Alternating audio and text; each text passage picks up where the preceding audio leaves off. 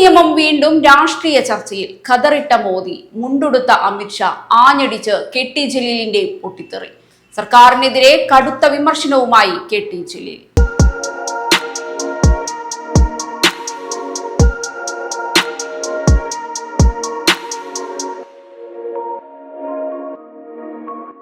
വഖഫ് നിയമവുമായി ബന്ധപ്പെട്ട വിവാദങ്ങൾക്കിടെ സംസ്ഥാന സർക്കാരിനെതിരെ വീണ്ടും കടുത്ത വിമർശനവുമായി എത്തിയിരിക്കുകയാണ് മുൻ മന്ത്രിയും CPM നേതാവുമായ ഡോക്ടർ കെ.ടി. ജലീൽ. മുഖ്യമന്ത്രി വി.ഡി. സതീശനും പ്രധാനമന്ത്രി നരേന്ദ്രമോദിയും ഇക്കാര്യത്തിൽ ഒരേ നിലപാടാണ് സ്വീകരിക്കുന്നതെന്നാണ് ജലീലിന്റെ ആരോപണം. വിദ്യാഭ്യാസ മന്ത്രി N. ഷംസുദ്ദീനെ അമിത്ഷായുമായി ഉപമിച്ചും അദ്ദേഹം രൂക്ഷ വിമർശനമാണ് ഉന്നയിച്ചത്. CPMന്റെ മുഖപത്രമായ ദേശാഭിമാനിയിൽ പ്രസിദ്ധീകരിച്ച ലേഖനത്തിലൂടെയാണ് ജലീൽ നിലപാട് വ്യക്തമാക്കിയത്. വിവാദത്തിന്റെ കേന്ദ്രത്തിൽ 2025 വഖഫ് നിയമ ഭേദഗതിയാണ്. 1954 നിയമപ്രകാരം പരമ്പരാഗത ഇസ്ലാമിക നിയമത്തിന്റെ അടിസ്ഥാനത്തിലായിരുന്നു വഖഫ് സ്വത്തുക്കളുടെ രജിസ്ട്രേഷനും പരിപാലനവും നടന്നിരുന്നത്.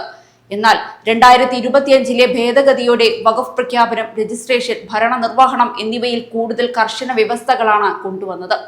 ഇതിന്റെ യഥാർത്ഥ ലക്ഷ്യം രാജ്യത്ത് വഖഫ് സ്വത്തുക്കളുടെ വ്യാപനം തടയുകയാണെന്നാണ് ജലീലിന്റെ ആരോപണം.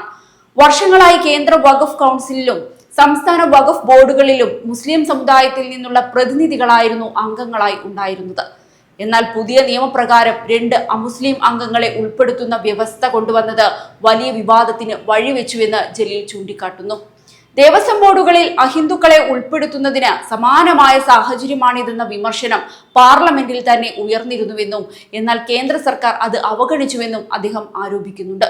മതപരമായ ആവശ്യങ്ങൾക്കായി ദീർഘകാലമായി ഉപയോഗിച്ചിരുന്ന സ്ഥലങ്ങളെ വഖഫ് സ്വത്തായി അംഗീകരിച്ചിരുന്ന പഴയ വ്യവസ്ഥയും പുതിയ ഭേദഗതിയിലൂടെ ദുർബലമാക്കിയെന്നാണ് ജലീലിന്റെ വാദം. അതുപോലെ ഇസ്ലാം മതം സ്വീകരിച്ച ഒരാൾക്ക് ഉടൻ തന്നെ തന്റെ സ്വത്ത് വഖഫായി പ്രഖ്യാപിക്കാമായിരുന്ന വ്യവസ്ഥ മാറ്റി. കുറഞ്ഞത് 5 വർഷമെങ്കിലും ഇസ്ലാമിക ആചാരങ്ങൾ പിന്തുടരുന്ന വ്യക്തികൾക്ക് മാത്രമേ അത് സാധിക്കൂ എന്ന നിബന്ധന കൊണ്ടുവന്നതും വഖഫ് സ്വത്തുക്കളുടെ വർധന തടയാനാണെന്ന് അദ്ദേഹം ആരോപിക്കുന്നുണ്ട്. വഖഫ് സ്വത്തുക്കളുടെ സർവേയും പരിശോധനയും ഇതുവരെ സർവേ കമ്മീഷണർമാരുടെ ചുമതലയായിരുന്നുവെന്നും പുതിയ നിയമം അത് ജില്ലാ കളക്ടർക്ക് കൈമാറിയെന്നും ജലീൽ ചൂണ്ടിക്കാട്ടുന്നു. ഇതോടെ വഖഫ് സ്വത്തുക്കളിൽ പുതിയ അവകാശവാദങ്ങളും തർക്കങ്ങളും ഉയരാൻ സാധ്യതയുണ്ടെന്നും അത്തരം തർക്കങ്ങളിൽ അന്തിമ തീരുമാനമെടുക്കേണ്ട അധികാരം കളക്ടർമാർക്കായതിനാൽ രാഷ്ട്രീയ സ്വാധീനത്തിന് വഴിയൊരുങ്ങുമെന്ന ആശങ്കയും അദ്ദേഹം പങ്കുവയ്ക്കുന്നുണ്ട്. കേരളത്തിലെ വഖഫ് ബോർഡിന്റെ പുനഃസംഘടനയും ജലീൽ ലേഖനത്തിൽ വിശദമായിട്ടാണ് പരാമർശിച്ചത്. 2025 ഭേദഗതിക്ക് ശേഷം രാജ്യത്ത് ആദ്യമായി വഖഫ് ബോർഡ് പുനഃസംഘടിപ്പിച്ചത് 2ാം പിണറായി സർക്കാരിന്റെ കാലത്താണെന്നാണ് അദ്ദേഹം ഓർമ്മിപ്പിക്കുന്നത്. അന്ന് പുതിയ നിയമം നിലവിലുണ്ടായിരുന്നിട്ടും 2 അമുസ്ലിം അംഗങ്ങളെ ബോർഡിൽ ഉൾപ്പെടുത്തിയിരുന്നില്ലെന്നും അന്യായമെന്ന് തോന്നുന്ന കാര്യം ചെയ്യേണ്ടതില്ലെന്ന നിലപാടാണ് അന്നത്തെ മുഖ്യമന്ത്രി പിണറായി വിജയൻ സ്വീകരിച്ചതെന്നും ജലീൽ പറയുന്നു. കേന്ദ്ര നിയമം അതേപടി നടപ്പാക്കിയില്ലെങ്കിൽ ബോർഡിന്റെ സാധ്യത ചോദ്യം ചെയ്യപ്പെടുമെന്നും വാദം ഉയർത്തി അമുസ്ലിം അംഗങ്ങളെ ഉൾപ്പെടുത്താൻ അന്നും കഴിയുമായിരുന്നുവെങ്കിലും അത്തരമൊരു നീക്കത്തിന് LDF സർക്കാർ തയ്യാറായില്ലെന്നും അദ്ദേഹം ചൂണ്ടിക്കാട്ടുന്നുണ്ട്. ആ നിലപാട് ഇന്ന് മുസ്ലിം മറക്കരുതെന്നും ജലീൽ അഭിപ്രായപ്പെട്ടിരിക്കുകയാണ്. 2026 നിയമസഭാ തിരഞ്ഞെടുപ്പിന് ശേഷം UDF സർക്കാർ അധികാരത്തിലെത്തിയതോടെ നിലവിലെ വഖഫ് ബോർഡ് പിരിച്ചുവിട്ട പുതിയ ബോർഡ് രൂപീകരിക്കാൻ മുസ്ലിം ലീഗ് ശ്രമിക്കുകയാണെന്നും അദ്ദേഹം ആരോപിക്കുന്നു.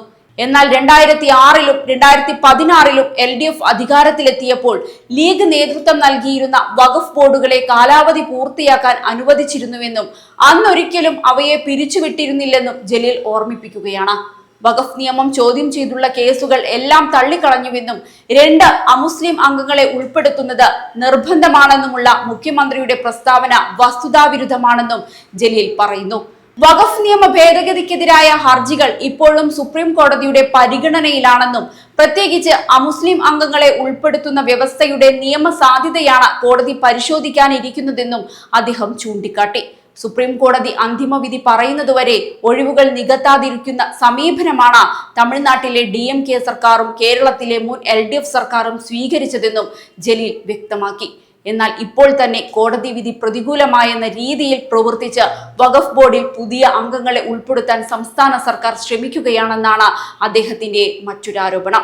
മുഖ്യമന്ത്രി വി.ഡി. സതീശൻ ഖദറിട്ട മോദിയാണെന്നും വിദ്യാഭ്യാസ മന്ത്രി N. ഷംസുദ്ദീൻ മുണ്ടുടുത്ത അമിത്ഷായാണെന്നും കടുത്ത രാഷ്ട്രീയ പരാമർശങ്ങളോടെയാണ് ജലീൽ തന്റെ ലേഖനം അവസാനിപ്പിക്കുന്നത്. അതേസമയം വഖഫ് നിയമ ഭേദഗതിയും സംസ്ഥാന സർക്കാരിന്റെ നടപടികളും സംബന്ധിച്ച ചർച്ചകൾ രാഷ്ട്രീയ കേരളത്തിൽ കൂടുതൽ ശക്തമാവുകയാണ്. കെ.ടി. ജലീലിന്റെ ആരോപണങ്ങൾക്ക് സർക്കാർ എങ്ങനെ പ്രതികരിക്കുമെന്നതും സുപ്രീം കോടതിയുടെ പരിഗണനയിലുള്ള കേസിലുണ്ടാകുന്ന തീരുമാനം ഭാവിയിൽ എന്ത് മാറ്റങ്ങൾ ഉണ്ടാക്കുമെന്നതും ശ്രദ്ധേയമാകും.